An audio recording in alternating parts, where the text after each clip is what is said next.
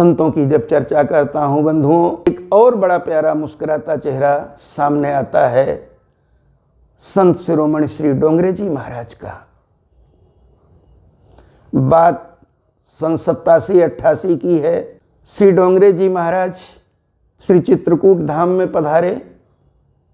Pramod one में उनके द्वारा श्रीमद् भागवत सप्ताह का पारायण हुआ और जहाँ तक कि मेरी आस्था है, पिछले 200 वर्षों में उनके जैसा कोई भागवत वक्ता न हुआ है और न हो सकता है। धन के लिए बोलना एक बात है, अपनी प्रतिष्ठा के लिए, अपने सम्मान के लिए प्रवचन करना एक बात है और प्रभु की प्रसन्नता के लिए बोलना, अपना कर्तव्य समझ करके बोलना, ये एक अलग बात है।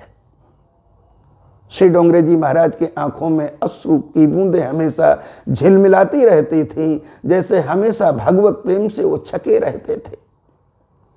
पूज्य सद्गुरुदेव भगवान ने मेरी अभिरुचि को ध्यान में रखते हुए कहा कि भैया श्री डोंगरे जी महाराज कल कामतानाथ जी के दर्शन करने आ रहे हैं, उनके संबंध में कोई स्वागत गीत की रचना करो। उनकी आज्ञा से एक गीत लिखा गया और अगले दिन जब श्री डोंगरे जी महाराज पधारे, उनके द्वारा भगवान कामतानाथ जी का पूजन करवाया जा रहा है। सद्गुरुदेव भगवान ने आज्ञा दी कि उस स्वागत गीत को आप बोलिए। जब मैं बोलने लगा, जब तक भगवान श्री राम जी के वनवासी स्वरूप की चित्रकूट की प्राकृतिक छटाओं की बात चलती रही, बड़ी प्रसन्नता से सुनते रहे और जैसे ही पंक्ति आई, श्रीयुत रामचंद्र के 100 डोंगरे जगत उपकारी, आकर किया पुनीत धरा को धन्य हुए नर नारी, उन्होंने तुरंत रोक दिया। पर गुरु आज्ञा से मैं आगे बोलता गया। वो समाधि भाव में खड़े हुए सुनते रहे। अंत में गुरुदेव भगवान ने कहा, महाराज जी ये बालक आपको प्रणाम करता है। श्री डोंगरे जी महाराज ने उससे भी ज़्यादा झुक करके बोले, मैं इस बालक भगवान को प्रणाम करता हूँ।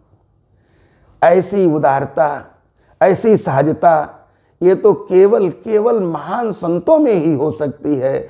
संतों का स्मरण निश्चित रूप से कल्याणकारी होता है और असंत को भी संत बनाने वाला होता है। उनकी कृपा से आज यदि मैं कुछ बन सका तो इस भाव से मैं उनको बारंबार प्रणाम करता हूँ। बहुत सी बातें मैंने जीवन में उनके द्वारा सीखी हैं और कथा के क्षेत्र में, सत्संग के क्षेत्र में मैं उन्हें अपना आदर्श मानता हूँ। जय सिया राम।